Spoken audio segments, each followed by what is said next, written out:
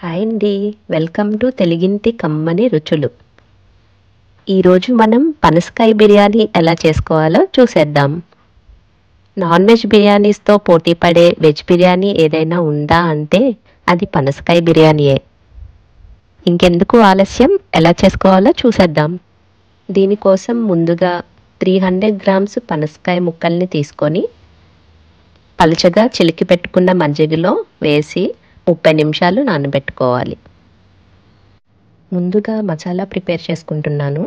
Stove on చేసి కడాయి పెట్టుకొని 1 table spoon మిరియాలు, 2 టేబుల్ స్పూన్ ధనియాలు, 1 టేబుల్ స్పూన్ జీలకర్ర, 2 బిర్యానీ ఆకులు, 4 లవంగాలు, 1 ఇంచ్ దాల్చిన చెక్క, 4 యాలకులు, 1.5 అనాస పువ్వు, అలాగే ఒక జాపత్రి, 1 టేబుల్ స్పూన్ షాజీరా వేసుకొని 5 నిమిషాలు మీడియం ఫ్లేమ్ మీద బాగా ఫ్రై చేసుకోవాలి.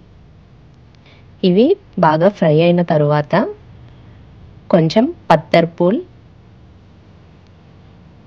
అలాగే చివరిగా 1 టేబుల్ స్పూన్ నువ్వులు కూడా వేసుకొని వీటిని మిక్సీ జార్లోకి తీసుకొని 1 ఇంచ్ అల్లం, 8 వెల్లుల్లి రెబ్బలు వేసుకొని మెత్తగా పేస్ట్ చేసుకోవాలి. ఇప్పుడు ప్యాన్లో 2 స్పూన్స్ ఆయిల్ వేసుకొని ముందుగా మజ్జిగలో నానబెట్టిన పనసకాయ ముక్కల్ని వేసుకొని 5 నుంచి 10 నిమిషాలు వరకు బాగా ఫ్రై చేసుకోవాలి. ఇవి బాగా ఫ్రై అయిన తరువాత ఒక బౌల్లోకి తీసుకొని పక్కన ఉంచుకోవాలి. స్టవ్ ఆన్ చేసి అడుగు మందంగా ఉన్న గిన్నె పెట్టుకొని 3 స్పూన్స్ ఆయిల్ వేసుకొని 1 టేబుల్ స్పూన్ షాజీరా, 4 లవంగాలు, 3 యాలకులు, 1 ఇంచ్ దాల్చిన చెక్క, ఒక అనాస పువ్వు వేసుకొని ఫ్రై చేసుకోవాలి. ఇవి బాగా ఫ్రై అయిన తరువాత సన్నగా నిలువుగా తరిగి పెట్టుకున్న 1/2 కిలో ఆనియన్స్ వేసుకొని ఫ్రై చేసుకోవాలి. ఈ ఆనియన్స్ ఫ్రై అవుతూ ఉన్నప్పుడు నిలువుగా కట్ చేసి పెట్టుకున్న 3 నుంచి 4 పచ్చిమిర్చిని కూడా యాడ్ చేసుకొని బాగా ఫ్రై చేసుకోవాలి. ఆనియన్స్ బాగా ఫ్రై అవ్వడానికి కొంచెం సాల్ట్ కూడా వేసుకొని ఫ్రై చేసుకోవాలి. చూడండి, ఆనియన్స్ బాగా ఫ్రై అయిపోయాయి. ఇప్పుడు తరిగి పెట్టుకున్న 2 టొమాటోలు, గుప్పెడు పుదీనా, అలాగే సన్నగా తరిగి పెట్టుకున్న గుప్పెడు కొత్తిమీర, 1/2 టేబుల్ స్పూన్ పసుపు, 1 టేబుల్ స్పూన్ కారము వేసుకొని బాగా ఫ్రై చేసుకోవాలి. ఇవన్నీ ఫ్రై చేసుకునేటప్పుడు కింద అడుగంటకుండా మనం 1 స్పూన్ వాటర్ను కూడా యాడ్ చేసుకొని ఫ్రై చేసుకోవాలి. ఇక్కడ మనం టమాటోల్ని బాగా మెత్తగా గుజ్జులా అయ్యేలాగా ఫ్రై చేసుకోకూడదు. ముక్కల్లా కనిపించేలా మాత్రమే ఫ్రై చేసుకోవాలి.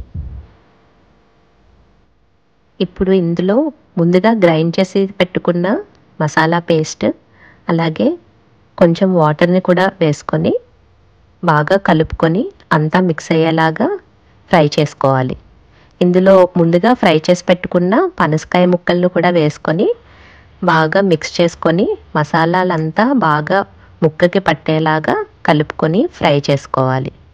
ఇందులోకి చిలికి పెట్టుకున్న 1 కప్పు పెరుగు, 1 కప్పు పాలును వేసుకొని బాగా కలుపుకోవాలి.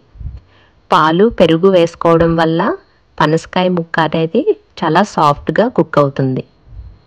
ఇది బాగా మిక్స్ అయిన తరువాత 1 నిమ్మకాయను పిండుకొని బాగా కలుపుకొని మూత పెట్టి బాగా మగ్గించుకోవాలి.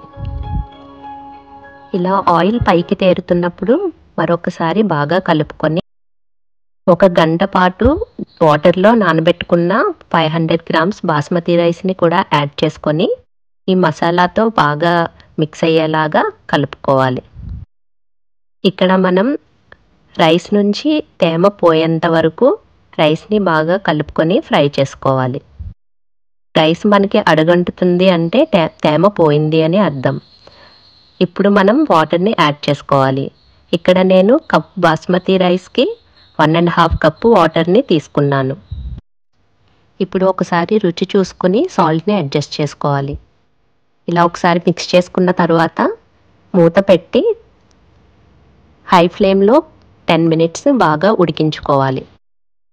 10 మినిట్స్ తరువాత ఈ వీడియోలో చూపిస్తున్న విధంగా గరిటెతో ఇలా అనుకొని పైన 2 టేబుల్ స్పూన్స్ వరకు నెయ్యి వేసుకొని మూత పెట్టుకొని పక్కన ఉంచుకోవాలి. ఇప్పుడు స్టవ్ మీద అట్ల పెనం పెట్టుకొని దానిపైన ఈ గిన్నె పెట్టుకొని మీడియం ఫ్లేమ్లో 15 నిమిషాలు కుక్ చేసుకోవాలి. ఇప్పుడు స్టవ్ ఆఫ్ చేసి మరొక 15 నిమిషాలు మూత తీయకుండా అలానే ఉంచుకోవాలి. ఇప్పుడు రైస్ ఎలా కుక్ అయిందో చూద్దాం. చూడండి, రైస్ అంతా చాలా ఫ్లఫీగా బాగా కుక్ అయింది. అలాగే పనసకాయ ముక్క కూడా బాగా కుక్ అయింది. అంతే, ఎంతో టేస్టీగా ఉండే పనసకాయ బిర్యానీ రెడీ. ఇప్పుడు టేస్ట్ చేసి ఎలా ఉందో చెప్పేస్తాను. ఆహా, చాలా బాగుంది. మీరు కూడా ట్రై చేసేయండి మరి. Thanks for watching my recipe. Please do subscribe, like, share and comment.